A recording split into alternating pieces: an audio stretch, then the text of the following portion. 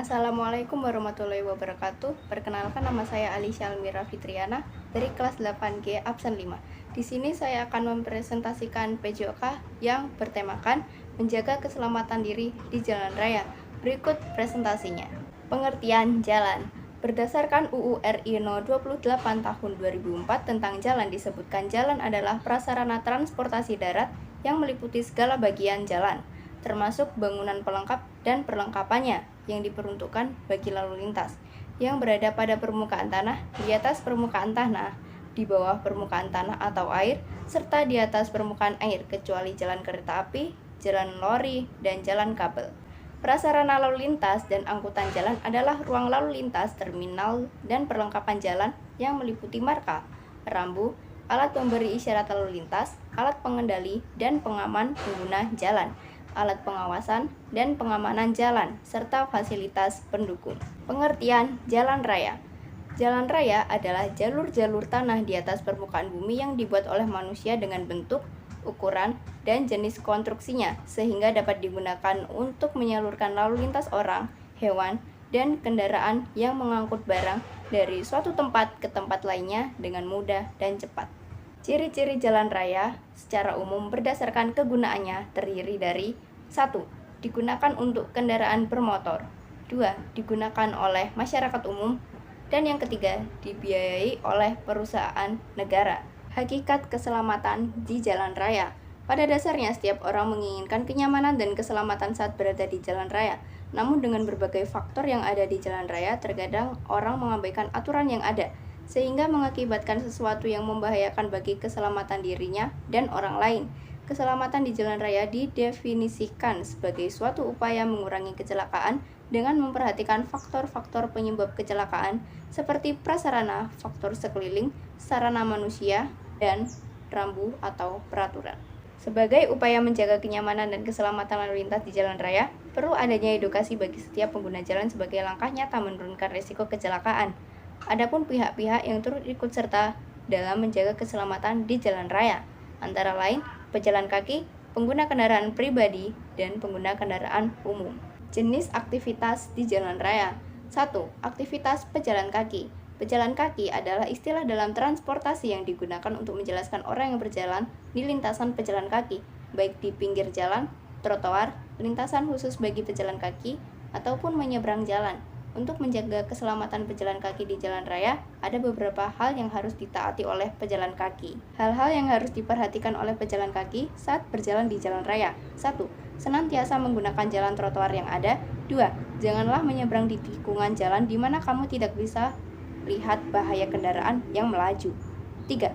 Bila berjalan dalam kelompok, jalanlah sendiri-sendiri, jangan berjajar. 2. Aktivitas bersepeda. Bersepeda merupakan salah satu model transportasi darat yang menggunakan sepeda. Sepeda pertama kali diperkenalkan pada abad ke-19 Masehi. Banyak penggemar sepeda yang melakukan kegiatan. Orang yang mempergunakan sepeda sebagai modal transportasi rutin juga dapat disebut komuter. Penggunaan sepeda sebagai modal transportasi rutin tidak hanya dilakukan oleh pekerja yang bekerja di sektor non-formal, tetapi juga dilakukan oleh pekerja yang bekerja di sektor formal. Para pekerja di sektor formal yang menggunakan sepeda sebagai modal transportasi rutin ini sebagian besar tergabung dalam komunitas pelajar bersepeda, atau yang dikenal dengan nama Bike to Work Indonesia, atau disingkat sebagai B2W Indonesia. Selain para pekerja, sepeda juga banyak digunakan oleh anak sekolah. Selain karena tidak membutuhkan biaya tambahan, bersepeda juga dapat dilakukan di jalan yang kurang bagus sekalipun. Bersepeda bagi anak sekolah juga dapat mengurangi bahaya kecelakaan dalam berkendara dan berlalu lintas. Meski demikian, ada beberapa aturan terbaru bagi pesepeda saat berkendara di jalan raya. Berdasarkan Peraturan Menteri Perhubungan Nomor PM 59 Tahun 2020 tentang keselamatan pesepeda di jalan, disebutkan ada sejumlah larangan yang diwajibkan bagi pesepeda di jalan raya. Pesepeda yang berkendara di jalan raya dilarang untuk 1. Menggunakan payung saat berkendara. 2. Berdampingan dengan kendaraan lain kecuali ditentukan oleh rambu lalu lintas. 3. Berkendara dengan berjajar lebih dari 2 sepeda. Sedangkan dalam pasal 6, pesepeda yang melaju di jalan raya harus mematuhi ketentuan sebagai berikut. 1. Pesepeda harus menggunakan alas kaki. 2. Menjaga jarak aman. 3. Membawa sepeda dengan penuh konsentrasi. Cara bersepeda yang baik di jalan raya. 1. Berpakaianlah dengan benar. Pakailah helm dan pakaian berwarna terang. Pada musim hujan, gunakan jas hujan yang tidak mengganggu kenyamanan, keseimbangan, dan kendali Anda di atas sepeda. 2. Jangan pernah bersepeda melawan arus jalan. Pengemudi kendaraan bermotor tak akan memperhatikan sepeda yang melaju di jalur jalan yang salah. 3. Jangan menyalip dari kiri. Pengemudi kendaraan bermotor biasanya tidak akan menduga kalau ada sepeda yang menyalip dari kiri. Beberapa kesalahan bersepeda di jalan raya. 1. Kostum. Jika ingin menempuh rute bersepeda yang jauh, sebaiknya gunakan kostum yang nyaman. Hindari mengenakan pakaian yang terlalu tertutup dan tebal, sebab kostum seperti ini akan membuat goeser mudah berkeringat. Keadaan tersebut bisa memicu terjadinya dehidrasi. 2. Posisi telapak kaki. Posisikan telapak kaki pada pedal dengan posisi yang tepat. Hindari mengayuh dengan tumit ataupun bagian tengah telapak kaki, sebab posisi telapak kaki seperti ini membuat tenaga tidak bisa optimal. 3. Penggunaan gear. Goeser pemula pada umumnya malas memindahkan gear. Gear yang seringkali diubah hanyalah gear bagian belakang, sementara gear bagian depan diabaikan. Kebiasaan ini bisa berisiko menyebabkan rantai keluar dari gear atau rantai menjadi lebih cepat rusak. 3. Aktivitas pengguna kendaraan umum. Banyak orang memilih berpergian keluar rumah atau melakukan perjalanan menggunakan moda transportasi kendaraan umum, seperti bis, angkot, dan lain-lain. Ada beberapa hal yang harus diperhatikan ketika kita akan menggunakan kendaraan umum sebagai pilihan. Hal tersebut seperti naik dan turun kendaraan bis harus di tempat yang telah ditentukan, di tempat pemberhentian atau shelter. Janganlah keluarkan anggota badan atau kaki atau tangan ketika berkendaraan. Demi menjaga keselamatan diri saat menggunakan kendaraan umum di jalan raya, pengguna hendaklah memperhatikan hal tersebut agar terhindar dari hal yang tidak diinginkan. 4. Aktivitas kendaraan pribadi. Pengguna kendaraan pribadi di jalan raya sangat mendominasi dari jumlah kendaraan yang ada di jalan. Sepeda motor dan mobil kini lebih banyak dipilih bagi seseorang yang melakukan perjalanan. Selain mudah digunakan, kendaraan seperti motor dan mobil menjadi alat transportasi yang bisa digunakan sewaktu-waktu, dibandingkan dengan menggunakan transportasi umum yang harus menunggu sesuai jadwal. Ada beberapa hal yang harus diperhatikan pengguna kendaraan pribadi saat di jalan raya, seperti 1. Kecepatan mesti disesuaikan dengan keadaan jalan. 2. Mengemudi pada kecepatan yang aman, senantiasa mencermati batas kecepatan. 3. Ikuti kendaraan di depan dengan jarak yang aman. Mengenal rambu lalu lintas. Rambu lalu lintas adalah bagian dari perlengkapan jalan yang memuat lambang, huruf, angka, kalimat atau perpaduan diantaranya yang digunakan untuk memberikan peringatan, larangan, perintah, dan petunjuk bagi pemakai jalan. Agar rambu dapat terlihat baik siang ataupun malam atau pada waktu hujan, maka bahan harus terbuat dari material retroreflektif. Berdasarkan jenis pesan yang disampaikan, rambu lalu lintas dapat dikelompokkan menjadi sebagai berikut. 1. Rambu peringatan. Rambu yang memperingatkan adanya kondisi berbahaya dan berpotensi bahaya agar para pengemudi berhati-hati dalam menjalankan kendaraannya. Misalnya, rambu yang menunjukkan adanya lintasan kereta api atau adanya persimpangan berbahaya bagi para pengemudi. Inilah contoh rambu peringatan. 1. Lampu lalu lintas. 2. Penyempitan jalan.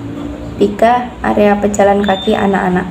2. Rambu petunjuk. Rambu yang memberikan petunjuk atau keterangan kepada pengemudi atau pemakai jalan lainnya tentang arah yang harus ditempuh atau letak kota yang akan dituju lengkap dengan nama dan arah letak itu berada.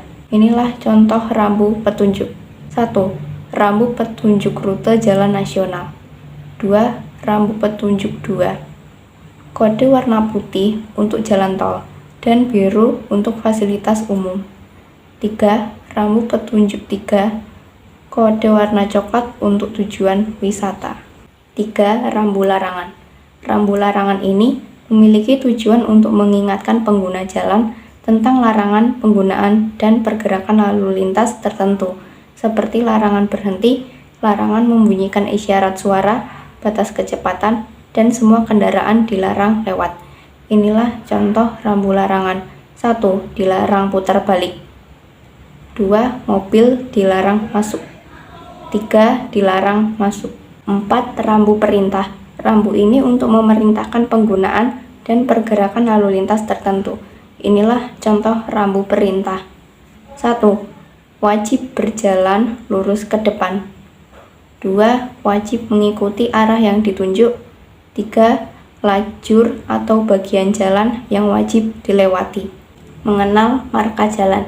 Marka jalan adalah suatu tanda yang berada di permukaan jalan atau di atas permukaan jalan yang meliputi peralatan atau tanda yang membentuk garis membujur, garis melintang, garis serong, serta lambang lainnya yang berfungsi untuk mengarahkan arus lalu lintas dan membatasi daerah kepentingan lalu lintas. 1. Marka membujur. Marka membujur adalah tanda yang sejajar dengan sumbu jalan. Marka membujur yang dihubungkan dengan garis melintang yang dipergunakan untuk membatasi ruang parkir pada jalur lalu lintas kendaraan tidak dianggap sebagai marka jalan membujur. Berikut contoh marka membujur. 2. Marka melintang. Marka melintang adalah tanda yang tegak lurus terhadap sumbu jalan, seperti pada garis henti di zebra cross atau di persimpangan. Berikut adalah contoh marka melintang. 3. Marka serong. Marka serong adalah tanda yang membentuk garis utuh yang tidak termasuk dalam pengertian marka membujur atau marka melintang untuk menyatakan suatu daerah permukaan jalan yang bukan merupakan jalur lalu lintas kendaraan. Berikut adalah contoh marka serong. 4. Marka lambang. Marka lambang adalah tanda yang mengandung arti tertentu untuk menyatakan peringatan, perintah, dan larangan untuk melengkapi atau menegaskan maksud yang telah disampaikan oleh rambu lalu lintas atau tanda lalu lintas lainnya. Berikut adalah contoh marka lambang. Macam-macam pelanggaran lalu lintas dan sanksinya. Berbagai pelanggaran kerap dilakukan oleh pengguna jalan raya. Ironisnya, kelalaian tersebut tak jarang merugikan orang lain. Seringkali terjadi kecelakaan yang membuat orang lain terluka atau bahkan tewas.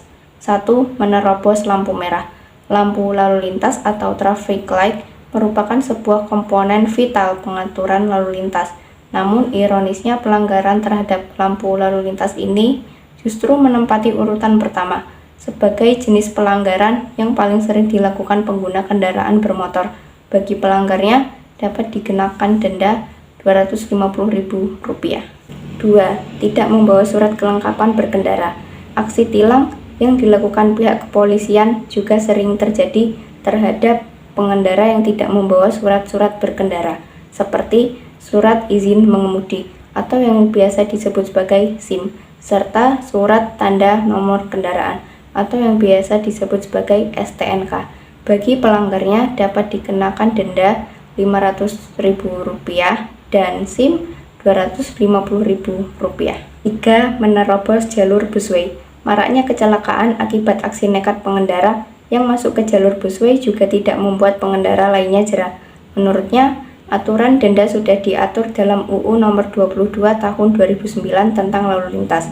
Pada pasal 287 ayat 1 dan 2 UU Nomor 22 Tahun 2009 menerapkan sanksi Rp500.000 untuk roda 4 dan 2 bagi yang melanggar rambu lain. Manfaat mentaati dan tertib berlalu lintas. Keselamatan di jalan raya merupakan tanggung jawab semua pengguna jalan yang menggunakan jalan raya. Untuk tetap menjaga keselamatan di jalan raya bisa dimulai dari diri kita sendiri. Dengan kesadaran dari diri kita sendiri, kita dapat menyelamatkan diri sendiri dan orang lain dari risiko berbahaya saat menggunakan jalan raya. Adapun manfaat jika mematuhi aturan lalu lintas sangatlah banyak sekali. Manfaat apabila mentaati dan tertib dalam berlalu lintas antara lain sebagai berikut. 1. Untuk diri sendiri. Manfaat yang akan diperoleh bagi diri sendiri apabila mematuhi peraturan berlalu lintas antara lain berikut ini. 1. Menjaga keselamatan dirinya di jalan raya. 2. Terhindar dari kecelakaan lalu lintas. 3. Menghindari perselisihan dengan sesama pengguna jalan. 2. Untuk sesama pengguna jalan raya. Manfaat yang akan diperoleh bagi sesama pengguna jalan raya apabila mematuhi peraturan berlalu lintas antara lain berikut ini. 1. Menjaga ketertiban bersama dalam berlalu lintas. 2. Mencegah terjadinya kemacetan. 3. Menjadi teladan pengendara yang baik. Sekian dari saya, mohon maaf jika ada kesalahan kata. Billahi taufik wal hidayah. Wassalamualaikum warahmatullahi wabarakatuh.